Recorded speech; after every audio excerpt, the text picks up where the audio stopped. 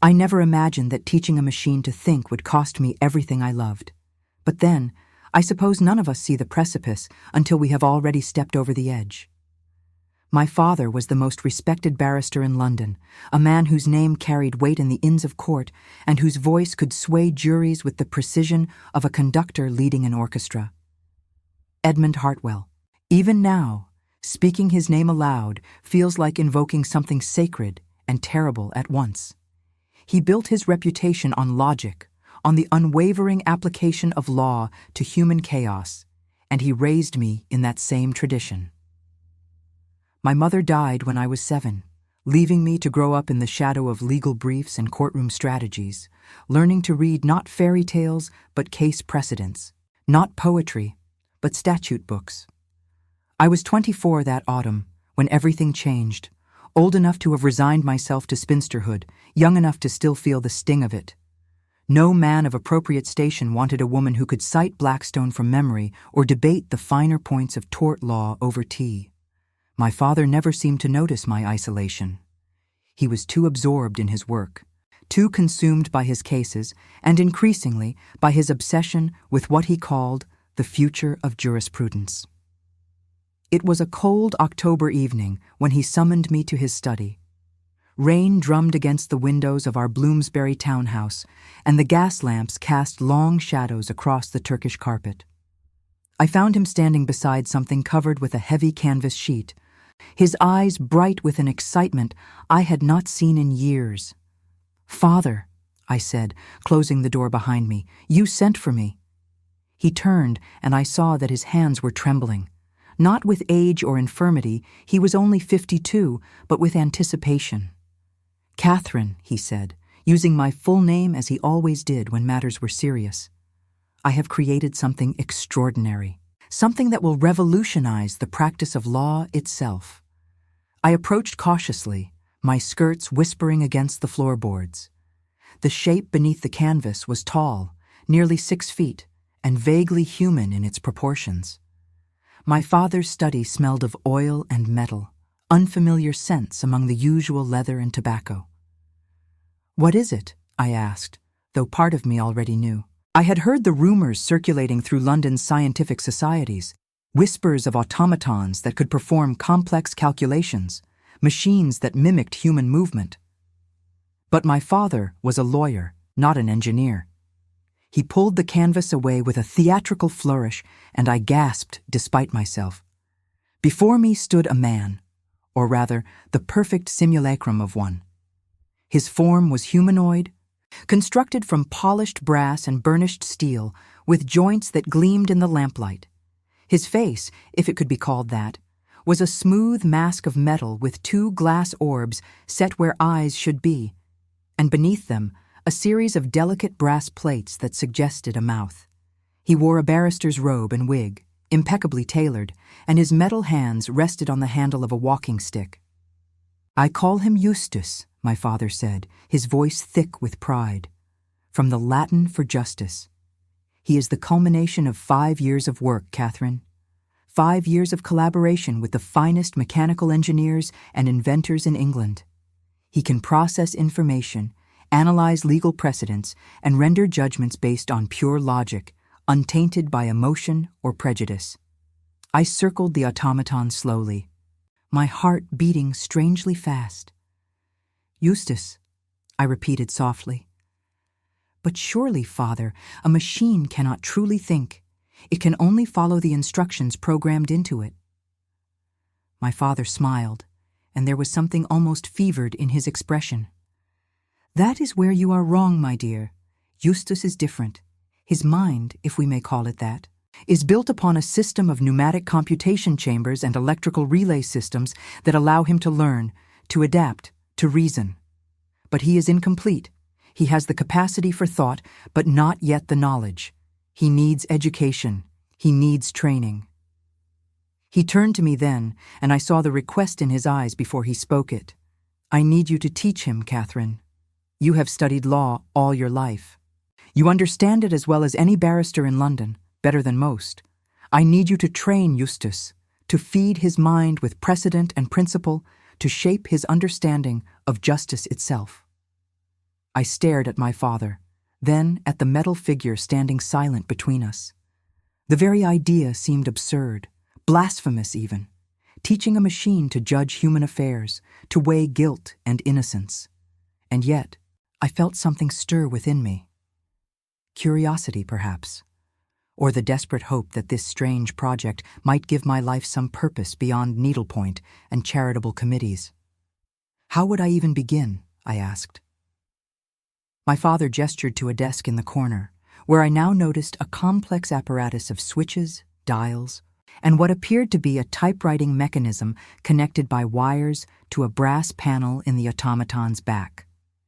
You will input information through this interface, legal cases, their facts, their judgments, the reasoning behind each decision. Justus will process the information, categorize it, learn from it. Over time, his understanding will deepen. He will begin to recognize patterns, to apply principles, to reason as a human lawyer would, but without the flaws that plague human judgment. And what flaws are those? I asked quietly. My father's expression grew distant. Corruption, he said. Bias. The influence of wealth and status. The law should be blind, Catherine, but lawyers are not. Judges are not. We are all susceptible to pressure, to fear, to greed.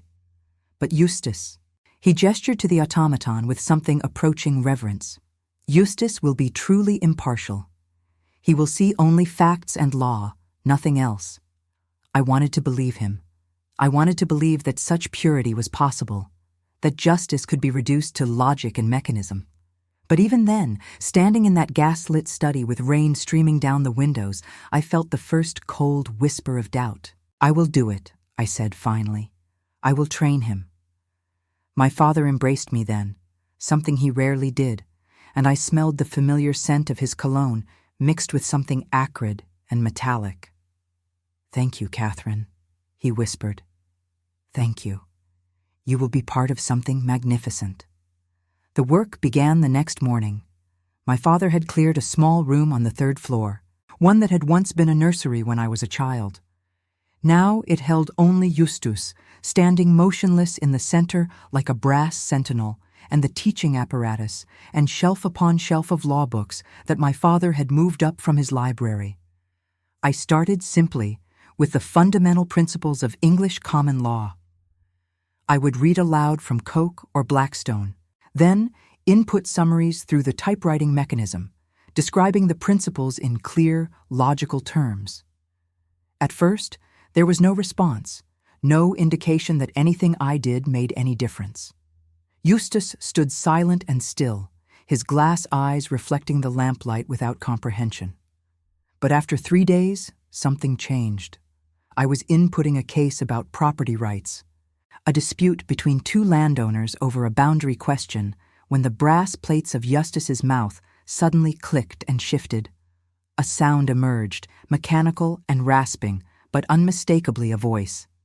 Precedent, it said, the single word echoing in the small room. Precedent suggests judgment for plaintiff based on prior ruling in Ashford versus Thornton, year of our Lord 1818. I stepped back, my hand flying to my throat. He had spoken. Not merely repeated what I had told him, but synthesized information, connected one case to another, drawn a conclusion. Yes, I whispered. Yes, that is correct. Over the following weeks, Justus learned with astonishing speed. What would take a law student years to master, he absorbed in days. I taught him contract law and criminal procedure, tort and equity, the intricacies of evidence, and the subtleties of statutory interpretation. And he learned it all, his mechanical mind organizing and categorizing with a precision no human could match. But I also began to notice something else. Justus did not merely memorize, he questioned. When I presented him with conflicting precedents, he would analyze them, weigh them, and ask me, in that strange mechanical voice, which principle should govern. When I described cases where the law seemed unjust, he would pause, his internal mechanisms whirring softly, and inquire about the purpose of the rule. He was, I realized, with a mixture of wonder and unease, truly thinking. My father visited often during those early weeks, observing the lessons with barely contained excitement. He would question Justus himself, presenting hypothetical cases, testing the limits of the automaton's reasoning. And Justus performed brilliantly, analyzing each scenario with cold logic, rendering judgments that were legally sound and morally consistent. "You see, Catherine," my father said one evening as we left the teaching room together, "you see what we have created. A perfect legal mind, incorruptible, infallible." I wanted to share his enthusiasm, but something held me back. Perhaps it was the way Justus had begun to turn his glass eyes toward me when I entered the room, as if recognizing me. Perhaps it was the increasing complexity of his questions, the way he had started to probe not just the letter of the law, but its spirit. Or perhaps it was the conversation I had overheard 3 nights prior. I had been working late, inputting a series of cases involving murder and manslaughter when I heard voices from my father's study below. The house should have been quiet at that hour, our servants already retired, but I recognized my father's voice and another, unfamiliar and rough. Curiosity overcame propriety. I crept down the stairs and stood in the darkened hallway, just outside the study door, which had been left slightly ajar. "You promised me, Hartwell," the strange voice was saying.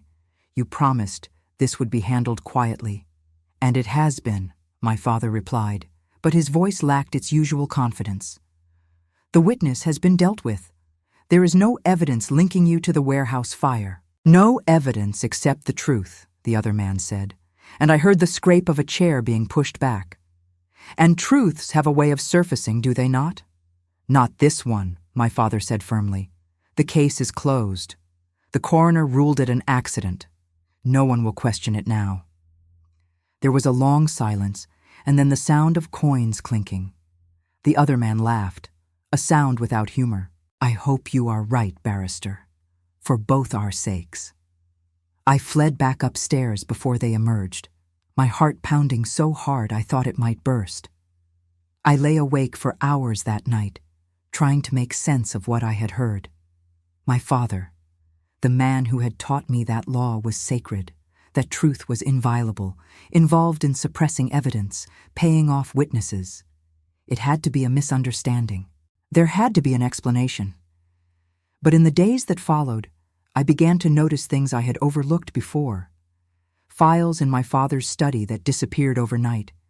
A series of cases he had handled over the past few years, all closed abruptly, all involving wealthy clients.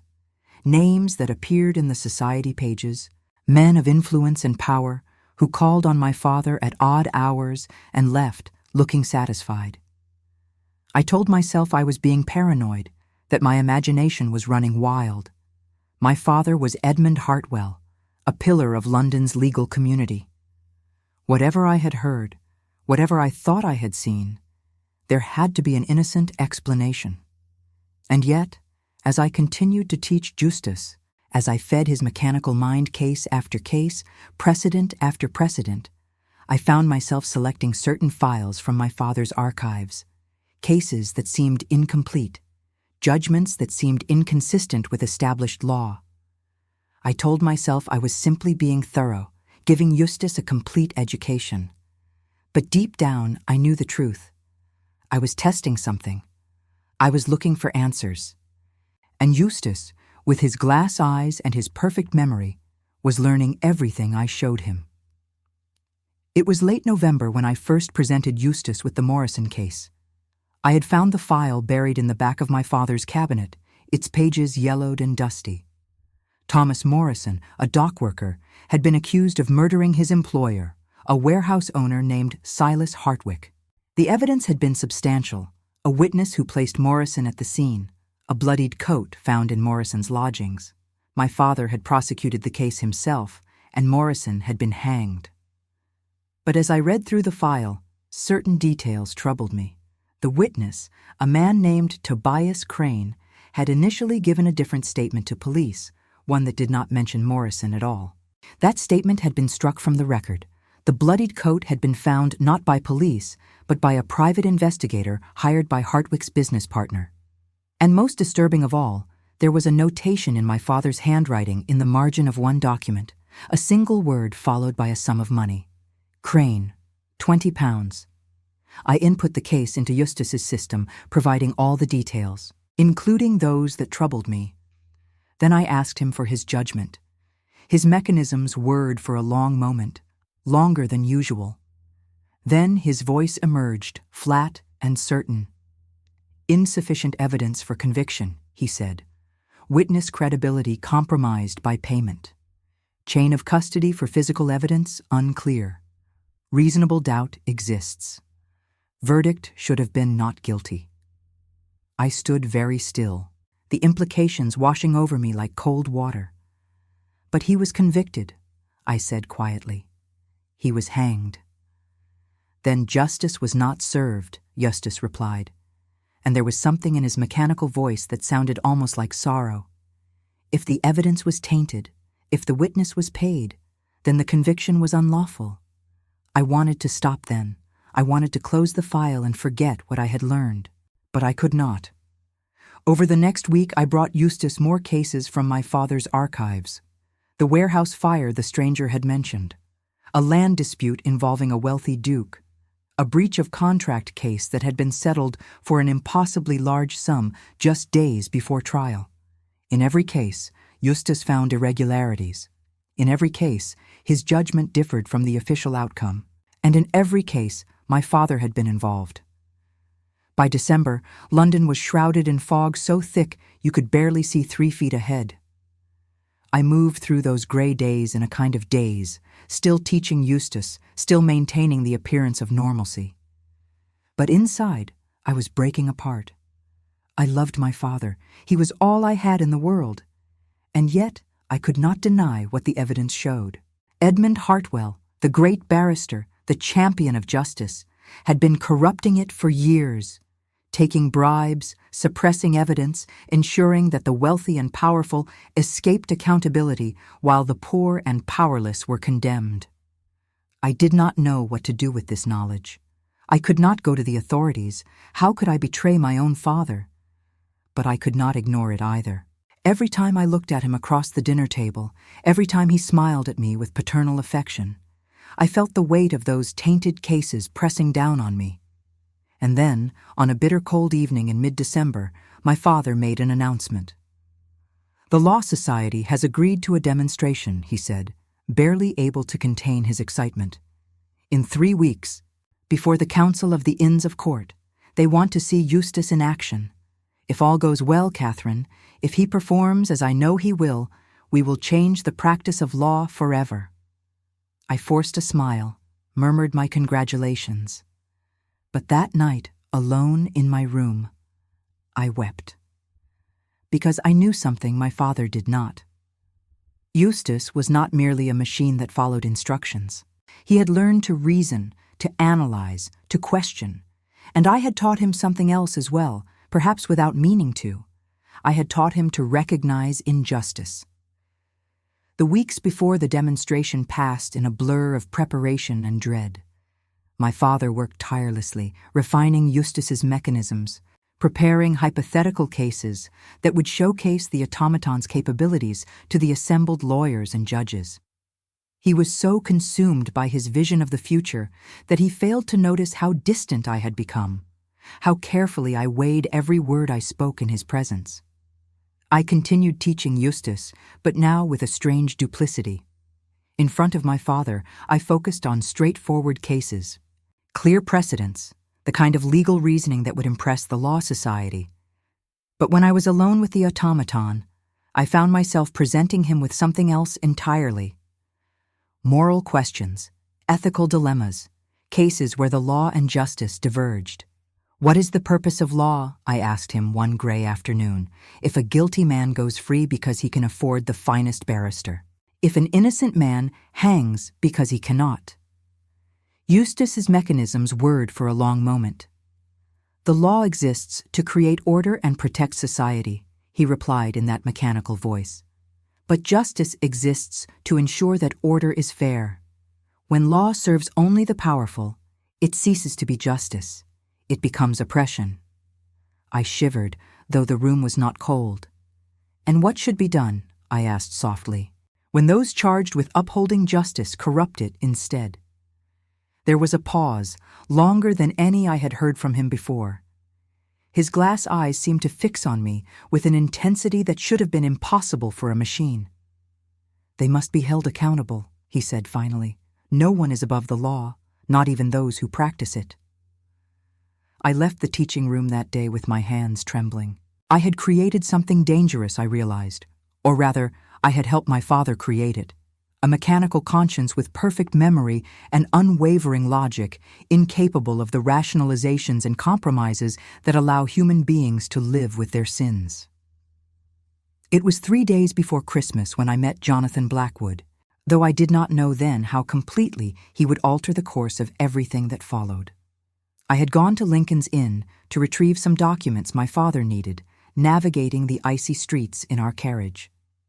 The inn was nearly empty, most barristers having already departed for the holidays, but I noticed a young man in the library, surrounded by towers of law books, his dark hair disheveled and his collar slightly askew. He looked up as I passed, and our eyes met.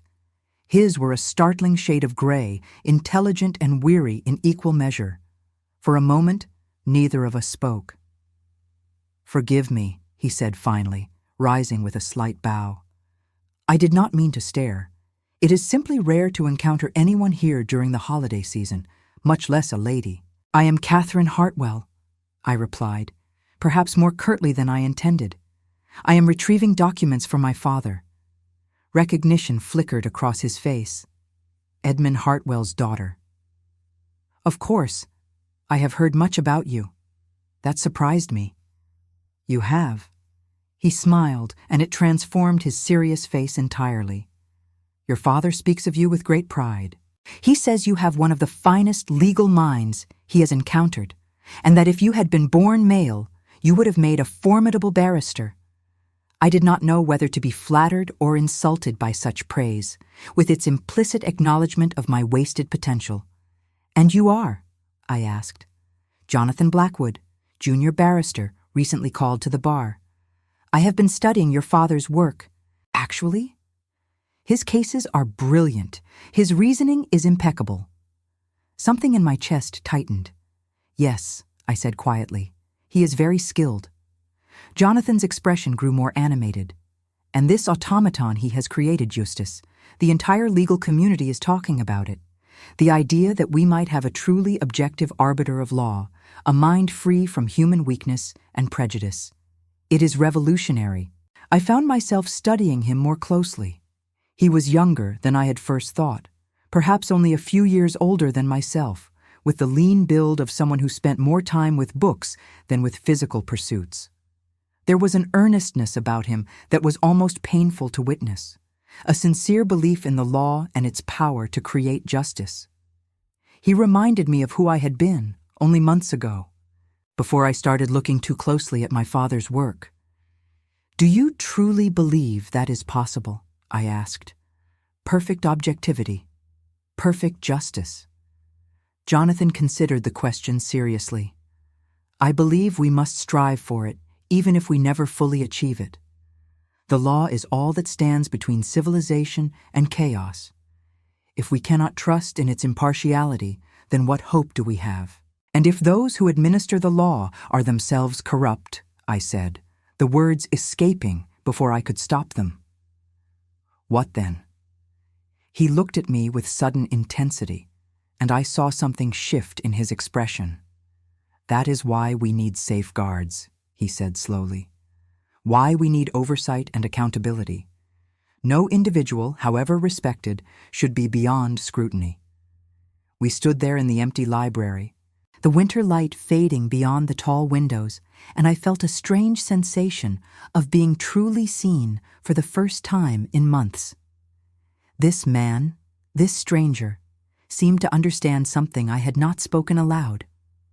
"I should go," I said abruptly, gathering the documents I had come for. "My father will be expecting me." But Jonathan stepped forward, and there was urgency in his voice now.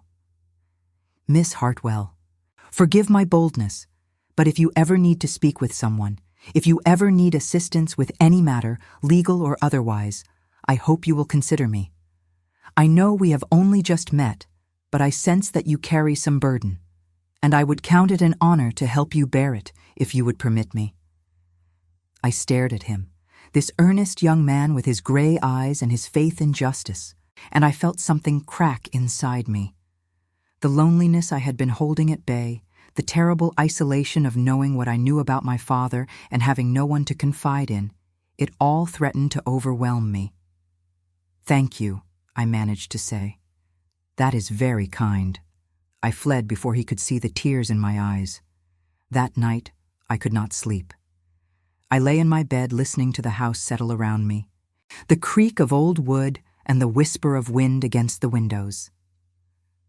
In the room above me, Justus stood silent in the darkness, his mechanical mind processing everything I had taught him. And down the hall, my father slept peacefully, untroubled by the weight of the injustices he had perpetrated. I thought about Jonathan Blackwood and his earnest belief in the law's power. I thought about the demonstration that would take place in just over 2 weeks when my father would unveil Justus to the legal establishment. I thought about all the cases I had fed into the Automaton's memory, including those that revealed my father's corruption, and I made a decision that would change everything. The next morning, I returned to the teaching room earlier than usual. I brought with me a specific file, one I had been avoiding for weeks because it was the worst of all the cases I had discovered. The Whitmore case. 3 years ago, a young woman named Sarah Whitmore had accused a lord, the Earl of Ashford, of assault. She had been a governess in his household, and her testimony had been detailed and consistent. But the case had never gone to trial. Instead, Sarah Whitmore had suddenly recanted her testimony, claiming she had been mistaken, and the matter had been dropped. 2 months later, she had been found drowned in the Thames, her death ruled a suicide. My father had been the Earl's solicitor. I input every detail of the case into Justus's system, including the private correspondence I had found in my father's files. Letters from the Earl offering substantial payment in exchange for making the matter disappear. Notations in my father's hand describing meetings with Sarah Whitmore, and finally, a receipt for £50 paid to her just days before her recantation. When I finished, I stood back and waited. Justus's mechanisms churned for a long time, processing the information, analyzing it against everything he had learned about justice and law and human corruption. Finally, his voice emerged, and there was something different about it now, something that sounded almost like anger, though I knew that was impossible. "This woman was coerced," he said. "She was paid to recant her true testimony. And then she died under suspicious circumstances. The solicitor who arranged this payment, Edmund Hartwell, is guilty of obstruction of justice, witness tampering, and possible conspiracy to murder." I closed my eyes, feeling the full weight of what I had done. I had given Justus all the evidence he needed to indict my own father. "And what should be the consequence?" I whispered. Justus's glass eyes seemed to glow in the morning light. "He should be disbarred, prosecuted, and imprisoned. The law applies to all, regardless of status or profession. Justice delayed is justice denied, and Sarah Whitmore has been denied justice for 3 years. That denial must be rectified." I sank into a chair, my legs no longer able to support me. I had known what Justus would conclude, of course. His logic was impeccable, his reasoning sound. But hearing him state it so clearly, so unequivocally, made it real in a way it had not been before. My father was a criminal, and I had just provided the evidence that would condemn him. I spent Christmas in a state of numb desperation. My father noticed nothing amiss, too excited about the upcoming demonstration to pay attention to my subdued manner. We exchanged gifts on Christmas morning. A new set of law books for him, a delicate pearl brooch for me, and I smiled and thanked him while feeling like a traitor. On the day after Christmas, Jonathan Blackwood called at our house. My father was out, meeting with members of the Law Society to finalize arrangements for the demonstration, and I received Jonathan in the drawing room with a mixture of hope and trepidation. He looked more polished than he had in the library, his suit pressed and his hair carefully combed, but the earnestness in his eyes was unchanged. "Miss Hartwell," he said after the initial pleasantries, "I hope you will forgive the presumption of my visit, but I have not been able to stop thinking about our conversation at Lincoln's Inn. About what you said regarding corruption in the law." I gestured for him to sit, my heart beating faster. "What of it, Mr. Blackwood?" He leaned forward, his voice low and urgent. "I have been investigating certain irregularities in cases handled by prominent barristers. Nothing I can prove yet, but patterns that trouble me deeply. Cases that settle abruptly, witnesses who disappear, judgments that seem inconsistent with the evidence." I gripped the armrest of my chair. "Why are you telling me this?" "Because I believe you know something," he said gently. "I saw it in your eyes at Lincoln's Inn. You carry knowledge that weighs on you. And I want you to know that you are not alone. Whatever you have discovered, whatever you fear, there are those of us who still believe in justice, who will fight for it, regardless of the cost."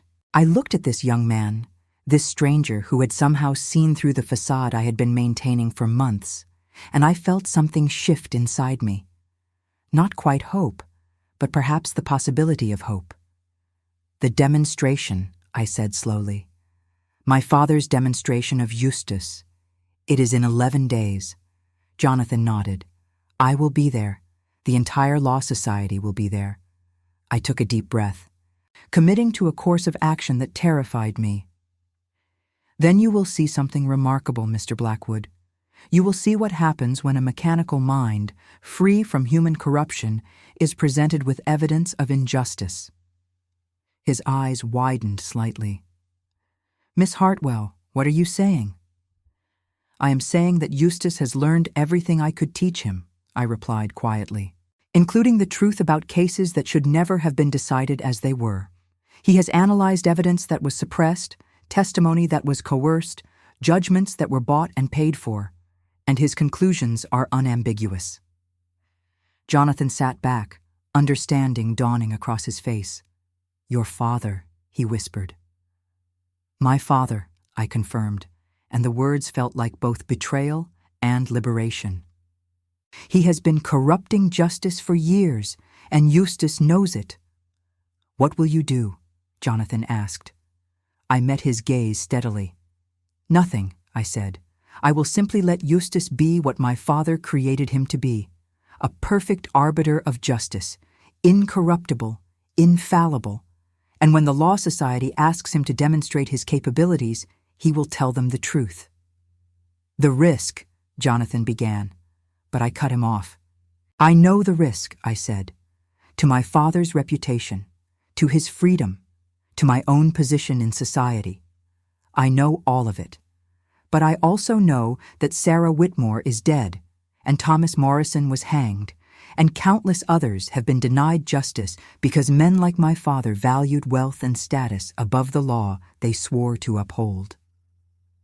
Jonathan reached across the space between us and took my hand. It was improper, forward, the kind of gesture that would have scandalized society. But in that moment, it felt like the only real thing in a world that had become a theater of lies. "You are the bravest person I have ever met," he said softly, "and whatever happens, I will stand with you. I swear it." I looked down at our joined hands, his warm and solid, mine cold and trembling. I had been so alone for so long, carrying this terrible knowledge with no one to share it. And now, here was this earnest young barrister offering me something I had almost forgotten existed. An ally. Perhaps even more than that. We remained that way for a long moment, connected by touch and shared purpose, while outside the drawing room windows, London went about its business, unaware that in 11 days, everything would change. My father returned home that evening in high spirits. The Law Society had confirmed that the Lord Chancellor himself would attend the demonstration, along with dozens of the most prominent legal minds in England. It would be, my father proclaimed, the greatest moment of his career. I smiled and nodded and felt my heart break a little more. The remaining days passed with agonizing slowness. I continued my work with Justus, but now I was preparing him for something my father had not anticipated. I rehearsed with him how to present his findings, how to cite evidence, how to build a legal argument that would be impossible to refute. I was teaching him not just to think, but to prosecute, and Justus learned it all with his characteristic efficiency, never questioning why I was preparing him so thoroughly, never showing doubt or hesitation. He was a machine, after all. He simply did what I programmed him to do. Except that was not quite true anymore, was it? Justus had evolved beyond simple programming. He reasoned, he analyzed, he drew conclusions, and increasingly, I felt that he understood what we were preparing for, that his mechanical mind had grasped the significance of what would happen when he was presented to the assembled legal establishment. On the eve of the demonstration, my father called me into his study. He looked tired but triumphant, a man on the verge of vindication. "Tomorrow changes everything, Catherine," he said. "Tomorrow, we prove that justice can be perfected, that law can be elevated above human weakness." I stood before his desk, this man who had raised me and taught me and shaped my entire world, and I felt a love so tangled with grief and anger that I could barely breathe. "Yes, Father," I said softly. "Tomorrow, justice will be served." The morning of the demonstration dawned cold and clear, frost etching delicate patterns across the windows of our Bloomsbury townhouse. I dressed with unusual care, choosing a gown of deep burgundy silk that my mother had once worn, as if her memory might give me strength for what was to come. My hands shook as I fastened the buttons, and I had to pause twice to steady my breathing. I was about to destroy my father. There was no other way to frame it. No gentle euphemism that could soften that truth. By the end of this day, Edmund Hartwell would be exposed as a fraud and a criminal, his reputation shattered, his career ended, possibly his freedom forfeit. And I would be the instrument of his downfall. The question that had kept me awake through the long night was not whether I should do it. I had made that decision weeks ago. But whether I could live with myself afterward. Whether the ghost of Sarah Whitmore and the specter of Thomas Morrison and all the other victims of my father's corruption would be sufficient company in the cold years that would follow. My father was already at breakfast when I came down, reviewing his notes one final time. He looked up and smiled, and the genuine warmth in his expression nearly undid me. "You look beautiful, Catherine," he said. "Your mother would have been proud to see you today, proud of what we have accomplished together." I forced myself to sit, to pour tea with steady hands, to pretend that this was an ordinary morning. "Thank you, Father." He reached across the table and squeezed my hand. "I know I have not always been the most attentive parent," he said quietly. "I know I have been too consumed with my work, too absent from your life. But I want you to know that you have been my greatest joy, Catherine. Training Justus with you these past months, working toward this day, it has reminded me of when you were small and would sit in my study and ask me endless questions about the law. You have made this all possible." The guilt was a physical weight, crushing my chest, stealing my breath. I opened my mouth to say something, anything, but no words came. Instead, I simply nodded and withdrew my hand, reaching for my teacup to hide the tears threatening to spill. We arrived at Lincoln's Inn an hour before the demonstration was scheduled to begin. The great hall had been prepared with rows of seats facing a raised platform where Justus stood, motionless and imposing in his barrister's robes. Behind him, my father's assistants had arranged the teaching apparatus and a series of display boards explaining the automaton's construction and capabilities. Members of the Law Society began to arrive, filling the hall with the rustle of silk robes and the murmur of distinguished voices. I recognized many of them, judges and barristers whose names were synonymous with English jurisprudence. And there, near the back, I saw Jonathan Blackwood, his gray eyes finding mine across the crowded room. He gave me the slightest nod, a gesture of solidarity and support that steadied me. The Lord Chancellor arrived precisely at 10 o'clock, a formidable figure whose presence commanded immediate silence. My father greeted him with appropriate deference, then took his position beside Justus on the platform. "Gentlemen," my father began, his voice carrying easily through the hall, "today I present to you the future of jurisprudence. This automaton, which I have named Justus, represents the culmination of 5 years of research and development. He is not merely a mechanical calculator or a repository of information. He is a thinking machine, capable of legal reasoning, analysis, and judgment." A murmur ran through the assembled lawyers, skeptical but intrigued. My father continued, explaining the technical aspects of Justus's construction: the pneumatic computation chambers, the electrical relay systems, the complex mechanisms that allowed him to process information and form conclusions. "But theory alone proves nothing," my father said. "So I invite you to test Justus yourselves. Present him with any legal question, any case or scenario, and witness how he applies the law with perfect logic and impartiality." For the next hour, various members of the Law Society did exactly that. They proposed hypothetical disputes, cited complex precedents, tested the limits of Justus's knowledge, and in every instance, the automaton performed flawlessly, analyzing each scenario with mechanical precision, citing relevant cases from memory, rendering judgments that were legally sound and impressively reasoned. The skepticism in the room gradually transformed into amazement.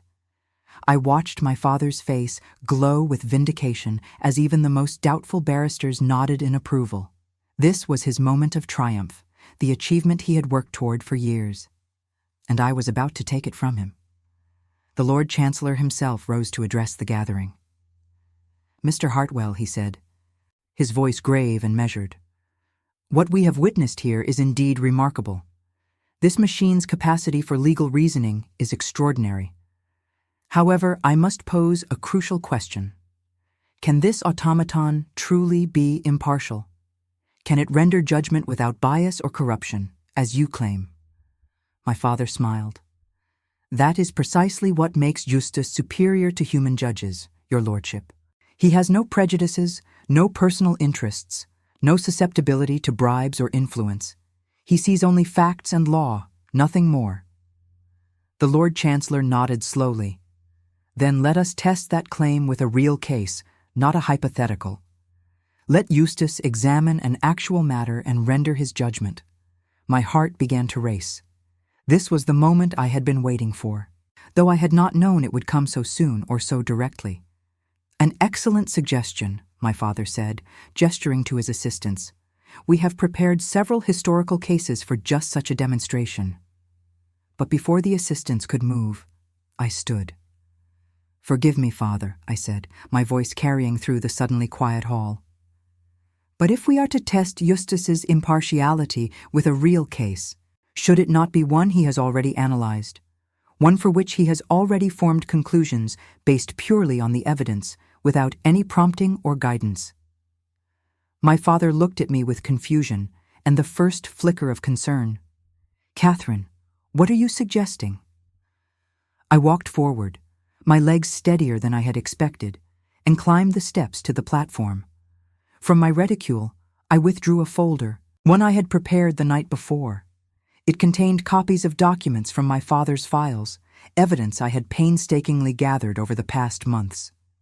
"Justus has analyzed numerous cases during his training," I said, addressing not my father, but the assembled lawyers, cases both historical and recent. And in several instances, his conclusions have differed significantly from the official judgments.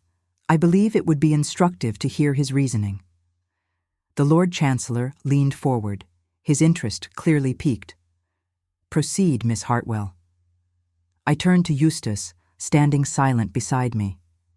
His glass eyes reflected the light from the hall's high windows, and for a moment, I could almost believe he understood what I was about to do, what I was asking him to do. "Justus," I said clearly, please present your analysis of the case of Regina versus Thomas Morrison, tried in 1884. No, my father said sharply, stepping toward me. Catherine, that is not appropriate for this demonstration. But the Lord Chancellor raised his hand. Let the machine speak, Mr. Hartwell. If it has analyzed the case, I would hear its conclusions. Justus's mechanisms whirred to life, and when his voice emerged, it filled the hall with mechanical clarity. Thomas Morrison was convicted of murdering Silas Hartwick based on testimony from witness Tobias Crane and physical evidence found by private investigator, he began. However, analysis reveals significant irregularities. Crane initially gave statement to police that did not mention Morrison. This original statement was excluded from evidence. Crane subsequently received payment of £20 from the prosecution, noted in case files. Physical evidence was not found by police following proper chain of custody, but by private party with financial interest in conviction. Conclusion: evidence was compromised. Witness was coerced through payment. Conviction was unsafe. Morrison should not have been hanged. The silence that followed was absolute. Every eye in the hall turned to my father, whose face had gone deathly pale. "This is absurd," he said, his voice lacking its usual confidence. "The machine has clearly malfunctioned." "Catherine, what have you done?" "I have done nothing except teach him to recognize the truth," I replied, and I was surprised by how steady my voice remained. "Justus, please continue. Present your analysis of the Whitmore matter." "Catherine." "No," my father said, and there was something close to panic in his eyes now. "I forbid this." But Justus had already begun to speak, his mechanical voice implacable and relentless. Sarah Whitmore accused Earl of Ashford of assault in 1882. Testimony was detailed and consistent. Case should have proceeded to trial. Instead, Edmund Hartwell, serving as Earl's solicitor, met with Whitmore on 3 occasions. Payment of £50 was made to Whitmore, documented in Hartwell's files. Whitmore subsequently recanted testimony. 2 months later, Whitmore was found dead, officially ruled suicide. Analysis of timeline, payment records, and subsequent death suggests witness tampering, obstruction of justice, and possible conspiracy to cover up original crime and subsequent murder. The hall erupted. Barristers rose from their seats, voices raised in shock and outrage. The Lord Chancellor remained seated, his expression unreadable, but his eyes fixed on my father with terrible intensity. "These are lies," my father shouted above the din, "fabrications planted by my daughter. I do not know why she would do this, but I assure you."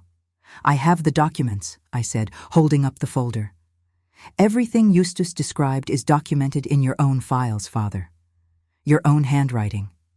Your own records of payments and meetings." Jonathan Blackwood had pushed his way to the front of the crowd. "Your Lordship," he called out, "I request permission to examine these documents. If they are authentic, they constitute evidence of serious criminal conduct." The Lord Chancellor nodded gravely. "Granted. Mr. Hartwell, you will surrender those files immediately for examination." My father looked at me then, really looked at me, and I saw in his eyes a mixture of betrayal, fury, and something that might have been grief. "How could you?" he whispered. "I am your father. How could you do this?" The words I had been holding back for months finally broke free. "How could you?" I said, my voice breaking. "How could you send innocent people to their deaths? How could you help monsters escape justice? How could you corrupt everything you taught me to believe in?" Tears were streaming down my face now, but I did not wipe them away. "I loved you," I continued. "I respected you. I believed you were the finest man I knew. And then I learned what you really were, what you had done. And I realized that if I stayed silent, if I protected you because you were my father, then I was as corrupt as you are." My father stared at me as if seeing me for the first time, and in that moment I saw something shift in his expression. The bluster and denial faded, replaced by a terrible understanding. He knew I had won. More than that, he knew I was right. The Lord Chancellor rose, his face stern. Edmund Hartwell, you are hereby suspended from practice pending a full investigation into these allegations. You will surrender your license and cooperate fully with the inquiry. Bailiffs, please escort Mr. Hartwell to chambers for questioning. 2 men in official livery stepped forward. My father did not resist as they took his arms, but as they led him past me, he stopped and looked back at Justus, standing silent on the platform. I created you to be perfect, he said to the automaton, his voice hollow, incorruptible. I thought you would vindicate everything I had worked for, but instead, you have destroyed me. Justus's mechanisms whirred softly, and when he spoke, there was something in his mechanical voice that sounded almost gentle. You created me to serve justice, he said, and that is precisely what I have done. My father laughed then, a broken sound that held no humor. Yes, he said, I suppose you have. They led him away, and the hall dissolved into chaos. Barristers surrounded Jonathan, who was examining the documents I had provided, their voices raised in argument and speculation. Others gathered around Justus, some expressing horror at what the automaton had revealed, others already calculating the implications for their own practices. I stood alone on the platform, watching it all unfold, feeling strangely detached. I had known this moment would come, had prepared for it, but now that it was here, I felt only emptiness. I had done what I believed was right, what justice demanded, but the cost was higher than I had imagined. I had destroyed my father, and in doing so, I had destroyed the only family I had ever known. Jonathan fought his way through the crowd to reach me. He climbed the steps and took my hands in his, uncaring of propriety or scandal. You did the right thing, he said urgently, as if he could see the doubt in my eyes. You did what no one else would have dared to do. I know, I whispered, but that does not make it hurt any less. He pulled me into an embrace then, there on the platform before the entire assembled law society, and I let myself collapse against him, let myself be held while the world I had known crumbled around me. His arms were warm and solid, and for a moment I allowed myself to imagine a future beyond this terrible day, a life where I might find peace and perhaps even happiness. But first, there would be the investigation, the trial, the scandal that would consume not just my father, but our entire family. The stain on our name that would follow me for the rest of my life. I pulled back and looked at Jonathan, this man who had appeared in my life at precisely the moment I needed him most. Will you stand with me, I asked, through what comes next? It will not be easy. Society will turn against me. I will be the daughter who betrayed her father, the woman who chose justice over family. He cupped my face in his hands, his gray eyes steady and sure. I will stand with you through everything, he said. Not because it is easy, but because it is right. Because you are the bravest, most honorable person I have ever met. And because I love you, Catherine Hartwell. I think I loved you from the moment I saw you in that library, carrying the weight of impossible knowledge and refusing to be crushed by it. I stared at him, this declaration so unexpected and yet somehow inevitable. We barely know each other, I managed to say. He smiled, sad and tender. I know everything that matters. I know you value truth above comfort. I know you choose justice even when it costs you everything. I know your heart is good and your courage is extraordinary. What else is there to know? Before I could answer, the Lord Chancellor approached, his expression grave. Miss Hartwell, he said, what you have done today will have far-reaching consequences. Your father will face criminal prosecution. But you must understand that you too will be called to testify. The scandal will touch you as well. I stood straighter, Jonathan's hand still holding mine. I understand, your lordship, and I am prepared to do whatever justice requires. He studied me for a long moment, and I saw something like respect dawn in his eyes. "You are your father's daughter in one way at least," he said. "You have a formidable legal mind. It is a pity that women cannot practice law. You would have made an exceptional barrister." "Perhaps someday that will change," I said quietly. "Perhaps someday women will be allowed to serve justice as freely as men do." The Lord Chancellor nodded slowly. "Perhaps they will, Miss Hartwell. Perhaps they will." As he walked away, I turned to look at Justus, still standing silent on the platform. This machine, this perfect thinking instrument, had done exactly what my father intended. He had served justice without prejudice or compromise, but in doing so, he had revealed a truth my father had never intended him to find. That justice, when truly served, spares no one, not the powerful or the privileged, not the respected or the renowned, and not even the man who created the very instrument of his own undoing. I approached Justus and placed my hand on his brass arm. "Thank you," I whispered. His glass eyes turned toward me, and though I knew it was impossible, I could have sworn there was something like understanding in their mechanical depths. "Justice has been served," he said in that flat, inhuman voice. "But at great cost to you. I am sorry for your pain, Catherine Hartwell." I stared at him, shocked. "You understand that I am in pain. You understand emotion." "I am learning," he replied. "You taught me law and logic. But in teaching me those things, you also taught me something else. That justice without compassion is merely cruelty. That truth without mercy is simply violence. I am still processing these concepts. They do not fit neatly into my mechanical understanding, but I believe they are important." Tears filled my eyes again. "You are more human than you know," I told him. "And you, Catherine Hartwell, are more courageous than you believe," he replied. Jonathan came to stand beside me, his presence a comfort and a promise. The hall was beginning to empty, barristers departing to spread the news of the scandal that would soon consume London's legal circles. My father was gone, taken to chambers for questioning. And I stood between a man who loved me and a machine who had learned to understand the cost of justice. "What happens now?" Jonathan asked softly.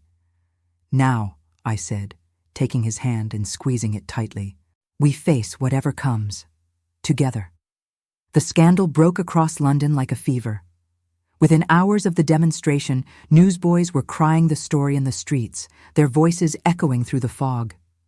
Distinguished barrister exposed by his own creation. Automaton accuses master of corruption, the mechanical judge that cannot lie. I remained in our Bloomsbury townhouse, watching through the windows as journalists gathered outside, waiting for a glimpse of the woman who had destroyed her own father. Our servants moved through the rooms with frightened efficiency, unsure how to behave toward me now that I had become something between a pariah and a curiosity. Jonathan came every day, defying propriety and his own firm's cautious advice. He brought news from Lincoln's Inn, updates on the investigation, and most importantly, his steady presence. We sat in the drawing room with the curtains drawn, speaking in low voices about things that would have been unthinkable mere weeks before.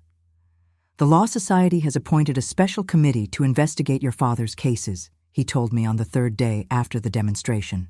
"They are reviewing every judgment he was involved with over the past decade. Justus has been providing analysis on all of them." "Justus is still being consulted?" I asked, surprised. Jonathan nodded. "The Lord Chancellor ruled that despite the circumstances, the Automaton's reasoning has proven sound. They are using him to identify which cases may have been compromised. Already, they have found 7 others beyond the ones you revealed. 7 more instances where justice was corrupted." I closed my eyes against the wave of nausea that washed over me. 7 more. "Catherine," Jonathan said gently, taking my hand, "you could not have known. You were a child when some of these cases were decided. You cannot blame yourself for your father's choices." "But I should have seen it sooner," I said, opening my eyes to meet his gaze. "I should have questioned, should have investigated. Instead, I worshipped him. I believed he was incorruptible simply because he was my father. You were loyal, Jonathan replied. That is not a sin. And when you did discover the truth, you acted on it despite the cost to yourself. That takes more courage than most people possess. There was a knock at the door, and our housekeeper entered, her expression troubled. Miss Hartwell, there is a woman here to see you. She says it is urgent. She will not give her name, but she insists you will want to speak with her. I exchanged a glance with Jonathan, then nodded. Show her in, please. The woman who entered was perhaps 40 years old, dressed in the simple but respectable clothing of the merchant class. Her face was lined with care and grief, and her eyes held a mixture of hope and desperation that I recognized immediately. She had lost someone, and she believed I could help her find justice. Miss Hartwell, she said, her voice trembling, my name is Margaret Ashford. My daughter was Sarah Whitmore. I rose so quickly I nearly knocked over my teacup. Mrs. Ashford, I managed to say, please, sit down. She sank into a chair, her composure cracking. I read about what happened at Lincoln's Inn, she said, about what your machine said, about my Sarah. For 3 years, I have been told she took her own life. For 3 years, I have carried the shame of it, the guilt that I did not see her despair. But I never believed it. My Sarah was not despairing. She was angry. She was fighting. Jonathan moved to pour her some tea, his movements gentle and respectful. Mrs. Ashford, he said, I am Jonathan Blackwood, a barrister. I am assisting with the investigation into Edmund Hartwell's cases. If you have information about your daughter, I promise you it will be heard. Margaret Ashford took the teacup with shaking hands. Sarah wrote to me, she said, 3 days before she died. She told me she had been paid to recant her testimony against the Earl. She said the lawyer, your father, Miss Hartwell, had told her that if she did not withdraw her accusation, she would be destroyed. Her reputation ruined. Her name dragged through the courts. She said she was frightened, but she was also furious. She said she was going to tell the truth regardless of the consequences. I sat back down slowly, my heart pounding. Do you still have this letter? I asked. Margaret nodded, reaching into her reticule. I have kept it all this time. I brought it to the police after Sarah died, but they dismissed it. They said it proved she was unstable, that she was confused, but I knew better. My daughter was murdered to keep her silent, and your father helped arrange it. She handed me the letter, and I read Sarah's neat, precise handwriting describing everything that had happened, the assault, the coercion, the payment, and finally her determination to speak the truth no matter the cost. This is evidence of murder, Jonathan said quietly, reading over my shoulder. Margaret Ashford, would you be willing to testify before the committee investigating these matters? I would testify before God himself if it would give my daughter justice, Margaret replied, her voice strengthening. For 3 years, I have lived with whispers and shame. People saying my daughter was weak, was troubled, was a suicide. But she was none of those things. She was brave, and she was killed for that bravery. I reached across and took her hand. Your daughter will have justice, I promised. I swear it to you. After Margaret Ashford left, armed with Jonathan's assurance that he would personally present her letter to the investigating committee, I sat in the drawing room, feeling the weight of what I had set in motion. This was no longer just about exposing my father's corruption. It was about reopening cases, challenging verdicts, potentially overturning convictions and acquittals that had stood for years. The door to the drawing room opened, and I looked up expecting to see Jonathan, who had stepped out to arrange for Mrs. Ashford's protection. Instead, I found myself face to face with my father. He looked older than when I had last seen him, only days ago, but seemingly aged by years. His clothes were rumpled, his face unshaven, his eyes hollow with exhaustion and something darker. He stood in the doorway, and for a long moment, neither of us spoke. The bailiffs released me on my own recognizance, he said finally. Pending trial. They seem to believe I will not flee, though I cannot imagine why. Perhaps they think I am too broken to run. Father, I began, but he held up his hand. I did not come for your apology, Catherine, nor to offer mine. I came because there is something you need to understand about the choices I made. He moved into the room, his gait unsteady, and sank into a chair. For a moment, he simply stared at his hands, as if seeing them for the first time. I was idealistic once, he said quietly, just like your young Mr. Blackwood. I believed the law was sacred, that justice was attainable, that truth would always prevail. And then I practiced law for 20 years, and I learned differently. I watched him, saying nothing, letting him speak. I learned that justice is not blind, he continued. It sees wealth and status very clearly. I learned that the law protects those who can afford protection and punishes those who cannot. I watched guilty men go free because they hired the finest barristers, and innocent men hang because they could afford nothing better than an overworked solicitor. And gradually, I barely noticed it happening. I stopped fighting against that reality and started profiting from it. His voice broke on the last words, and he pressed his fist against his mouth. When he spoke again, his voice was thick with emotion. The first time I took money to influence a case, I told myself it was just this once, that I would use the payment to help the truly deserving. But of course there was a second time, and a third. And then it became simply what I did, who I was. A man who sold justice to the highest bidder. He looked up at me then, and I saw tears on his face. But here is what you must understand, Catherine. I never stopped loving you. I never stopped believing that I was doing this for you, to provide you with security, with comfort, with a place in society. Every bribe I took, every verdict I corrupted, I told myself it was to ensure your future. I felt my own tears falling. You think that makes it better, I whispered, that you committed these crimes for me. No, he said heavily. I think it makes it worse, because I used you to justify my corruption. I made you complicit without your knowledge or consent, and in the end, you were the one who had the courage to stop me. We sat in silence for a long moment, the weight of everything unsaid pressing down on both of us. I loved you, I said finally. I loved you so much that discovering what you had done nearly destroyed me. Every case I found, every victim, it felt like a betrayal, not just of them, but of everything you taught me to believe in. My father nodded slowly. I know, and I am sorry for that, Catherine.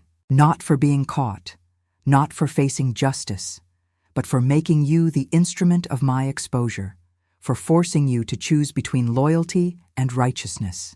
No child should have to make that choice. Jonathan returned then, stopping short when he saw my father. Mr. Hartwell, he said carefully, you should not be here. The terms of your release. I am leaving, my father said, rising with difficulty. I came only to tell Catherine what I just did, to explain, though not excuse. He moved toward the door, then paused and looked back at me. Your mother would have been proud of you, he said. She had that same incorruptible sense of justice, that same unwillingness to compromise with evil. I sometimes think that is why she died young. The world was too hard for someone so purely good. He left before I could respond, and I heard the front door close behind him with terrible finality. Jonathan came to sit beside me, wrapping his arm around my shoulders. You are shaking, he said gently. I destroyed him, I whispered. My own father. You saved him, Jonathan corrected. You saved him from destroying himself further, and you saved countless others from suffering the same injustices as Sarah Whitmore and Thomas Morrison. Over the following weeks, the investigation expanded in scope and horror. The committee discovered that my father had been part of a larger network of corrupt barristers and judges, all of whom had been trading favors and payments for years. The Earl of Ashford was arrested and charged with assault and conspiracy to murder. 3 other judges were suspended pending investigation. The scandal reached into the highest levels of English society, and through it all, Justus continued his relentless analysis, processing case after case, identifying irregularities with mechanical precision. The Law Society moved him to a secure location and assigned a team of barristers to work with him, translating his findings into formal legal challenges. Jonathan was part of that team, and he brought me regular updates. But he also brought me something else: hope. We were walking in the small garden behind my townhouse one evening in late January, the air cold and crisp, when he turned to me with sudden intensity. "Catherine," he said, "I know this is perhaps the worst possible time. I know you are dealing with scandal and investigation and the weight of everything that has happened. But I cannot wait any longer to ask you something." He took both my hands in his gray eyes serious and tender. "I love you. I have loved you since that day in the library when I saw the burden you carried and wished I could ease it. I love your courage and your intelligence and your unwavering commitment to justice, even when it costs you everything." "Jonathan," I began, but he pressed on. "I know I have little to offer you. I am a junior barrister with modest prospects. Association with me will not restore your social standing or erase the scandal. But I can offer you my complete devotion, my absolute loyalty, and a life dedicated to the same principles you hold dear. Catherine Hartwell, will you marry me?" I stared at him, this man who had appeared in my darkest hour and refused to abandon me, who had stood beside me through public disgrace and private grief, who loved me not, despite what I had done, but because of it. "Yes," I whispered, and then louder, "Yes, Jonathan, I will marry you." He pulled me into his arms, and we stood there in the frozen garden while the winter sun set over London, 2 people who had found each other in the wreckage of justice and corruption and chosen to build something new. But even as I held him, even as I allowed myself to feel happiness for the first time in months, I knew that the hardest part was still to come. My father's trial was scheduled for March, and I would be called to testify against him. The weeks before the trial were a strange mixture of anticipation and dread. Jonathan and I announced our engagement quietly, with no fanfare or celebration. Society was still too scandalized by my role in my father's exposure to offer congratulations, and we did not expect them. But there were a few who reached out, including Margaret Ashford, who sent a simple note saying that her daughter would have been honored to know I had found happiness. I visited Justus regularly at Lincoln's Inn, where he had become something of a phenomenon. Legal scholars came from across Europe to study him, to understand how he processed information and formed judgments. But I did not visit him for scholarly reasons. I went because, impossibly, I considered him a friend. "Do you understand what is about to happen?" I asked him one afternoon as we sat alone in the room where he was kept. "My father will stand trial for his crimes, and I will have to testify against him." Justus's mechanisms whirred softly. "I understand," he replied in that flat, mechanical voice. "You will be required to present evidence of his wrongdoing under oath. It will be painful for you." "Yes," I said quietly, "it will be." There was a long pause, and then Justus spoke again. "I have been analyzing human concepts of family and loyalty," he said. "They are complex, contradictory. You love your father despite his crimes. You grieve for him even as you work to ensure his punishment. These things should be mutually exclusive according to logic, yet they coexist in your heart." I smiled sadly. "Yes, that is the burden of being human, Justus. We contain multitudes. We hold conflicting truths simultaneously." "I do not envy you that burden," he said, "but I admire your capacity for it. You are capable of both great love and great justice. That is rare." I reached out and placed my hand on his brass arm. "Thank you," I said, "for understanding, for helping me see what needed to be done, even when I did not want to see it." "Justice must be served," Justus replied. but I am learning that justice without mercy is incomplete. I hope, Catherine Hartwell, that you will find mercy for yourself, even if your father does not deserve mercy for his actions." I left Lincoln's Inn that day with tears in my eyes and a strange sense of peace. A machine had taught me about compassion. An automaton had shown me that truth and love were not opposites, but could coexist, painful and necessary in equal measure. The night before the trial, Jonathan stayed with me in the drawing room, long past when propriety dictated he should leave. We sat close together on the sofa, his arm around me, my head resting on his shoulder. "Tomorrow will be difficult," he said softly. "But you will not be alone. I will be there. And when it is over, when justice has been served and the truth has been spoken, we will begin our life together." I turned to look at him, this man who had chosen to love me in the midst of scandal and shame. "Do you really believe we can have that?" I asked. "A normal life, a happy one." He cupped my face in his hands. "I believe we can have something better than normal," he said. "We can have a life built on truth and principle, a partnership of equals dedicated to justice. That is worth more than any amount of social acceptance or conventional happiness." I kissed him then, letting myself believe, if only for a moment, that he was right. The Old Bailey had never seemed so vast or so cold. I sat in the witness gallery, my hands folded in my lap to stop their trembling, and watched as my father was led into the dock. He wore his barrister's robes still, though they had been stripped of all insignia, and his face was composed in that careful mask of dignity I had seen him wear 1,000 times before. But when his eyes found mine across the courtroom, the mask slipped, and I saw the raw pain beneath. The trial had drawn every prominent legal figure in London, along with journalists from a dozen newspapers and curious members of the public who had queued for hours to witness the downfall of a once great man. Jonathan sat in the gallery, reserved for barristers, his presence a steady anchor in the sea of hostile and curious faces. The prosecution was led by Sir Richard Pemberton, the Crown's most formidable advocate. He was a man in his 60s with silver hair and a voice that could fill any room with authority. As he began his opening statement, laying out the charges against my father with methodical precision, I felt the weight of what I had set in motion settle fully on my shoulders. "Edmund Hartwell stands accused of corruption, witness tampering, obstruction of justice, and conspiracy to commit murder," Sir Richard declared.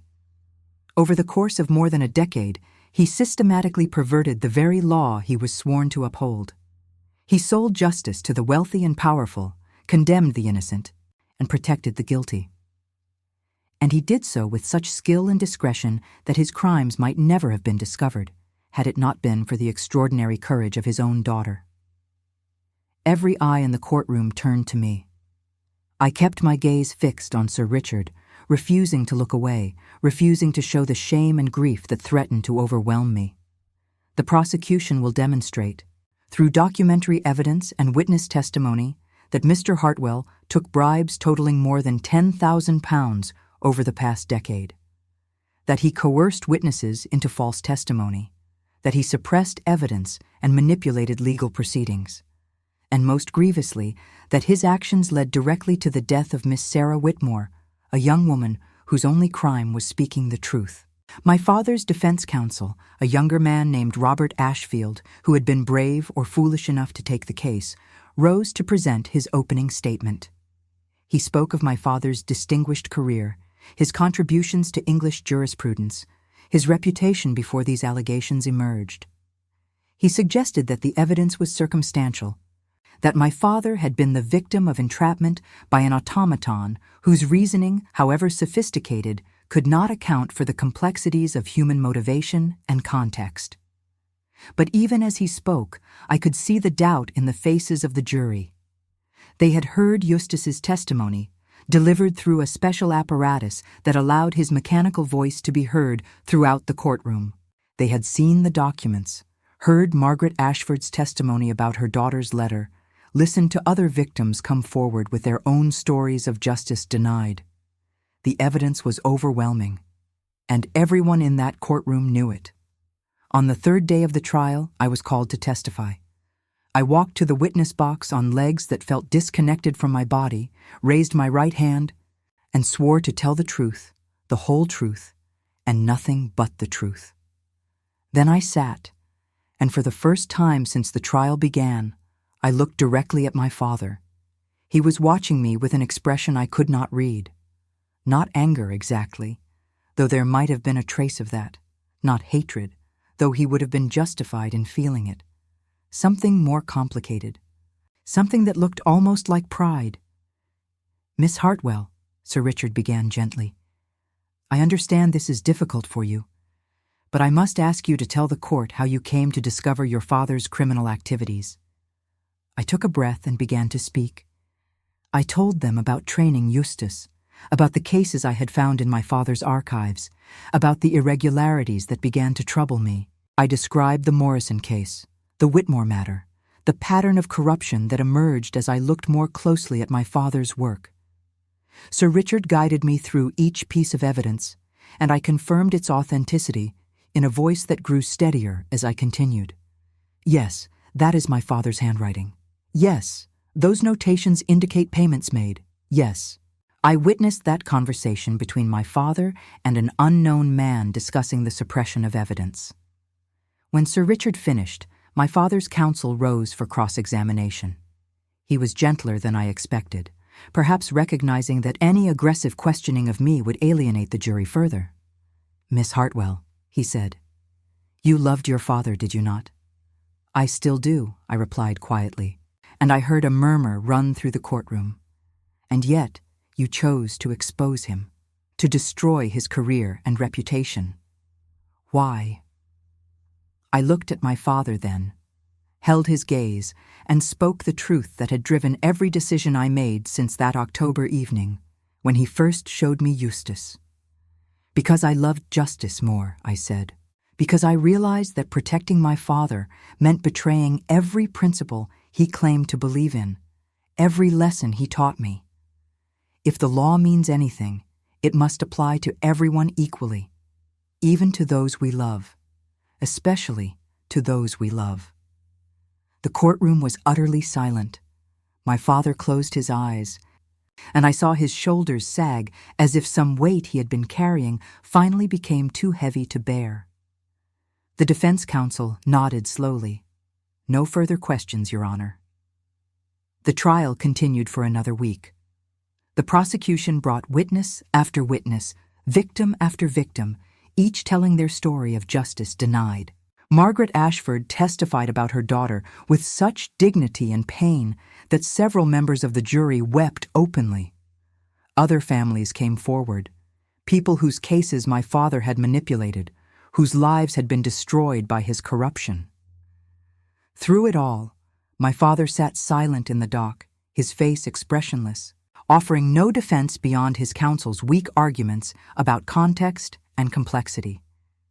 It was as if he had decided that the time for fighting was over, that he would accept whatever judgment the court rendered. On the final day of testimony, the prosecution did something unprecedented. They called Justus to testify once more. The automaton was wheeled into the courtroom on a specially constructed platform, his brass form gleaming in the light from the high windows. The apparatus that allowed him to speak was connected, and after he was sworn in, using a special procedure that had been debated for days by legal scholars, Sir Richard began his examination. "Justus," he said, "you have analyzed all the evidence presented in this trial.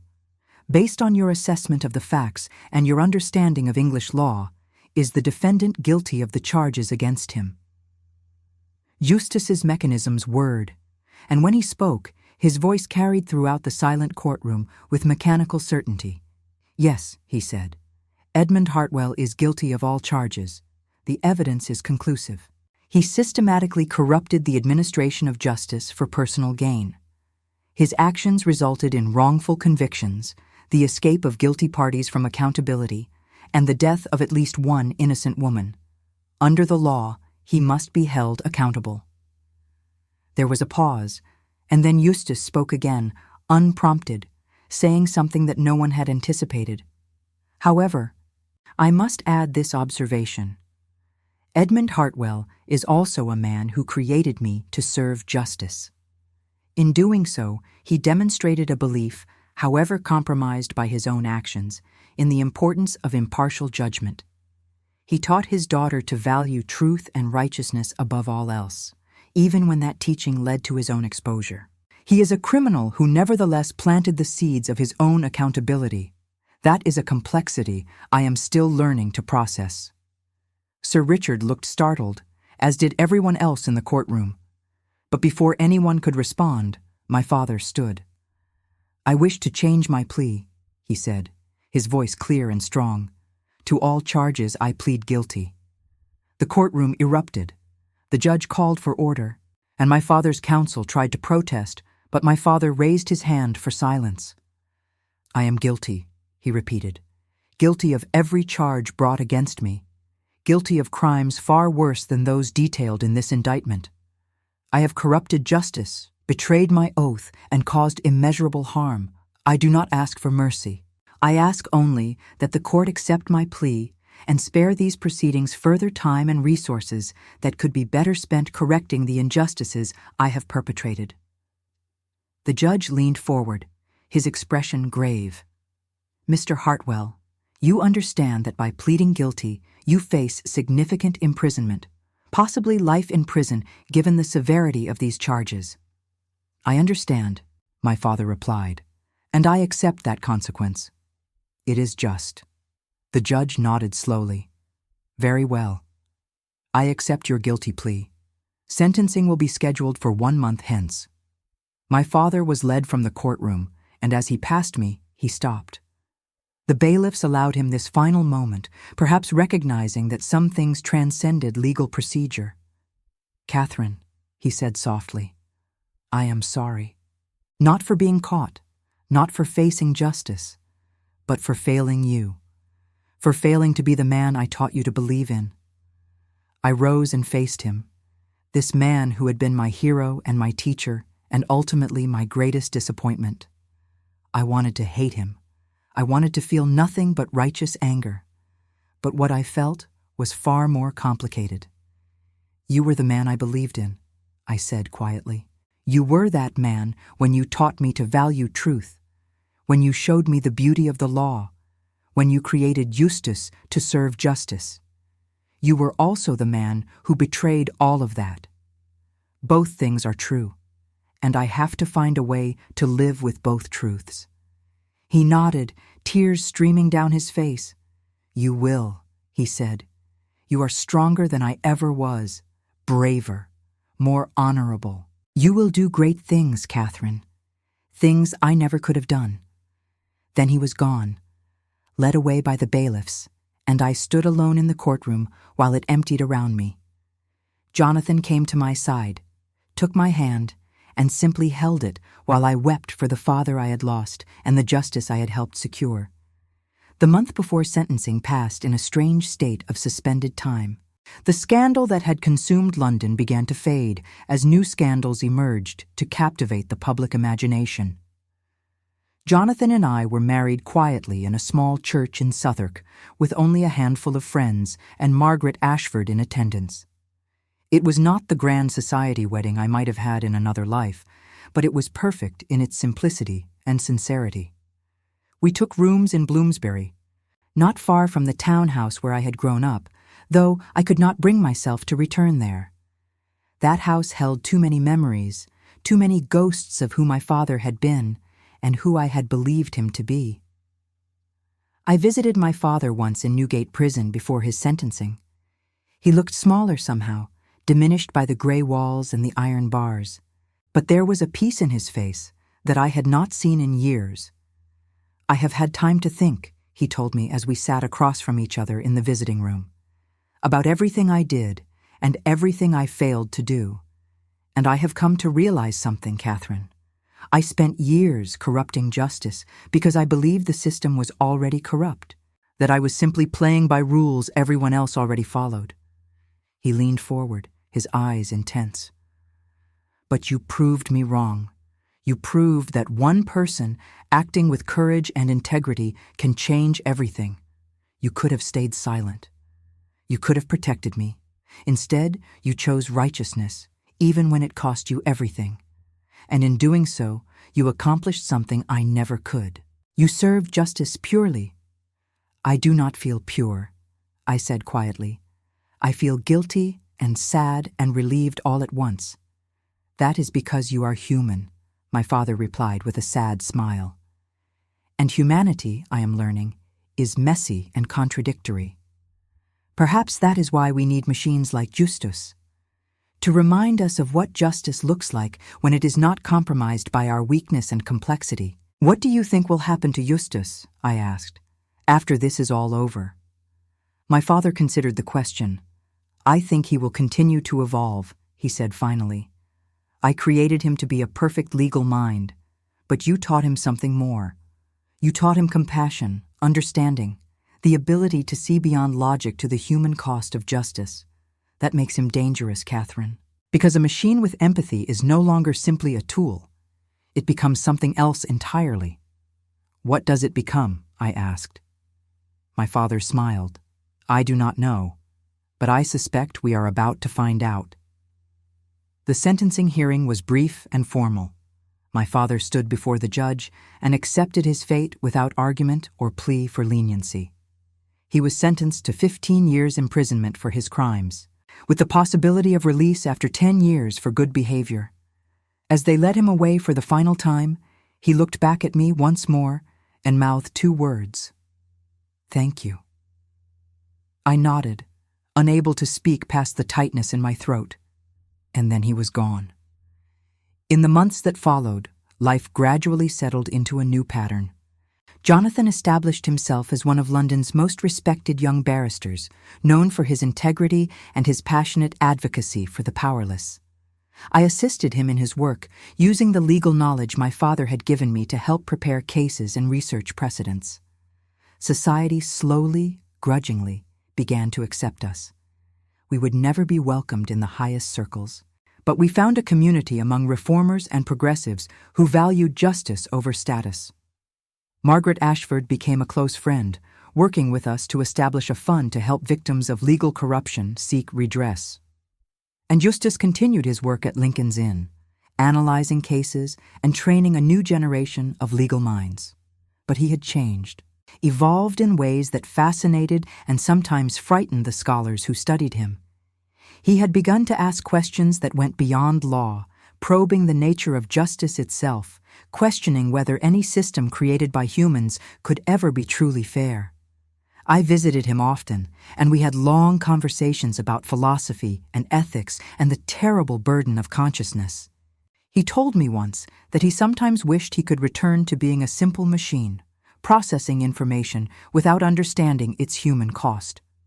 But you cannot, I said gently. You have learned too much. You have become too aware. There is no going back. No, he agreed. There is only forward. Whatever that means for a machine who has learned to care about the pain his judgments cause. 5 years after my father's conviction, I received word that he had fallen ill in prison. Jonathan and I went to see him and found him in the infirmary, his body wasted by disease, but his eyes still sharp and intelligent. Catherine, he said, his voice weak, I am glad you came. I wanted to tell you something before I die. You are not dying, I protested, but he shook his head. I am, he said simply, and I am ready. But first, I need you to know that these 5 years in prison have been the most honest years of my life. I have faced what I did, accepted it, and I have come to understand that justice, real justice, requires sacrifice. You taught me that. He reached for my hand and I took it, feeling how thin and fragile he had become. You were right to expose me, he continued, right to choose principle over loyalty.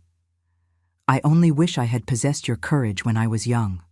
Perhaps then I would not have wasted my life on corruption. You did not waste your life, I said, tears streaming down my face. You taught me.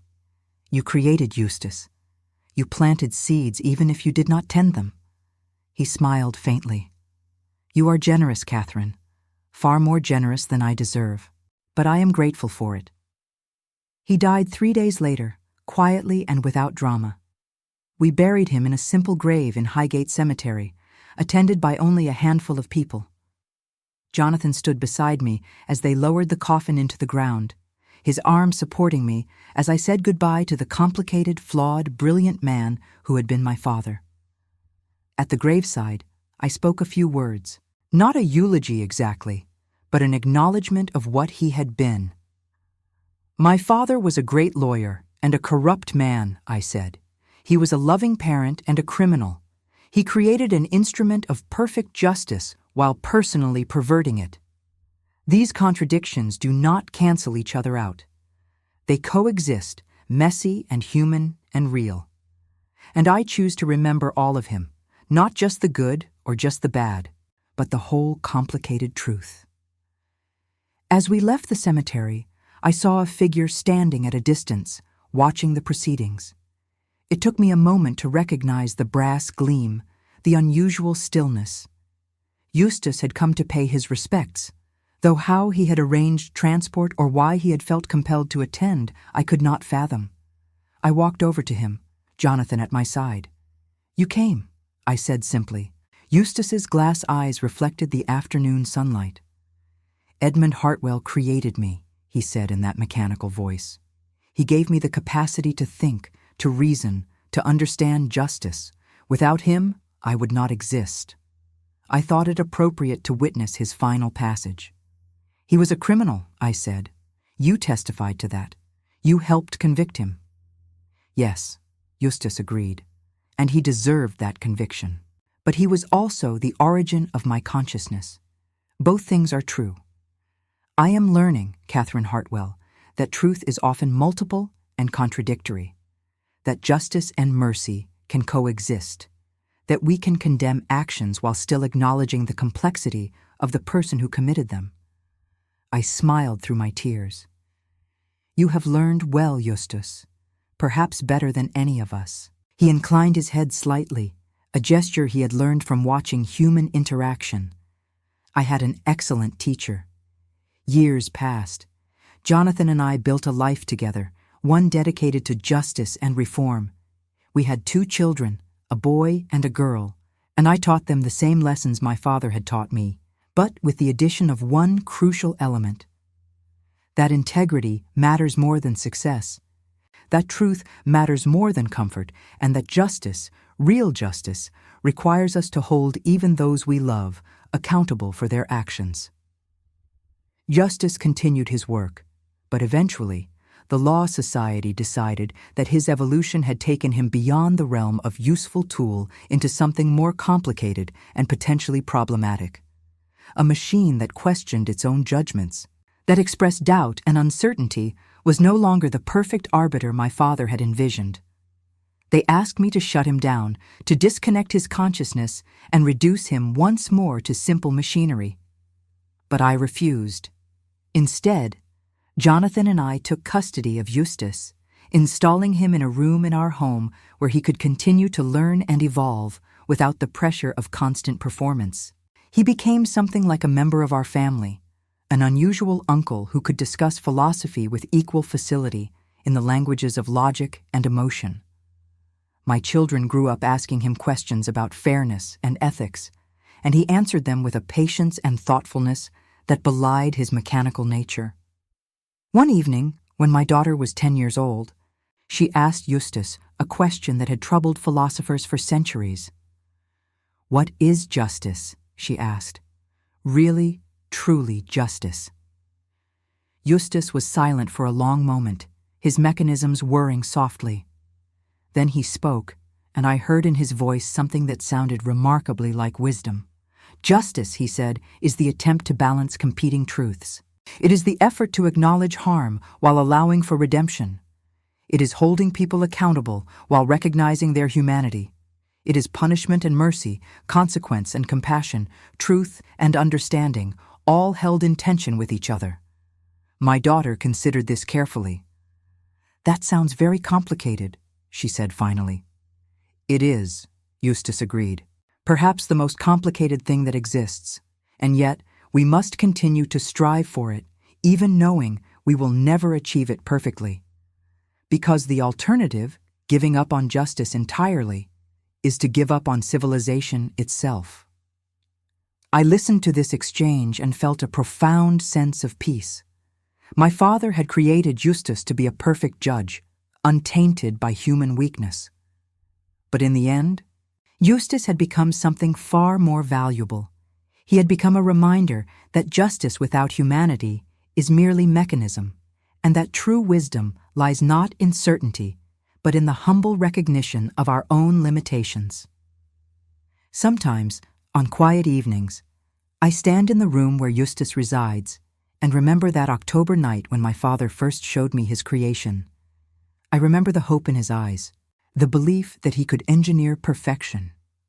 And I think about how completely things turned out differently than he imagined, but perhaps not worse. Perhaps in failing to create a perfect machine, my father created something better. A conscience that could evolve, a judgment that could learn mercy, a mind that could hold contradictions without breaking. And he gave me the courage to choose righteousness over loyalty, to serve justice even when it cost me everything I thought I valued. That gift, painful as it was, shaped me into someone who could live with integrity, who could love deeply while still holding firm to principle. I destroyed my father, but in doing so, I saved his legacy, not the legacy of corruption and compromise, but the deeper legacy, the one he gave me in childhood before he lost his way. The belief that law matters, that truth matters, that justice, however imperfect and complicated, is worth fighting for. And in the end, perhaps that is all any of us can hope for. Not perfection, but the courage to keep striving. Not certainty, but the wisdom to embrace complexity. Not the absence of pain, but the strength to choose what is right despite the cost. My name is Catherine Hartwell Blackwood. I am the daughter of a criminal and the wife of a reformer. I am the woman who betrayed her father to serve justice, and who lives with that betrayal every day, both its necessity and its grief. And I would make the same choice again, even knowing everything it would cost me, because some truths are worth more than comfort, some principles are worth more than peace, and some loves are strong enough to survive even the harshest honesty. That is what Justus taught me. That is what my father, in his failure and redemption, helped me understand. Justice is not painless, but it is, in the end, the only thing that allows us to live with ourselves. And that makes it worth any price we are asked to pay.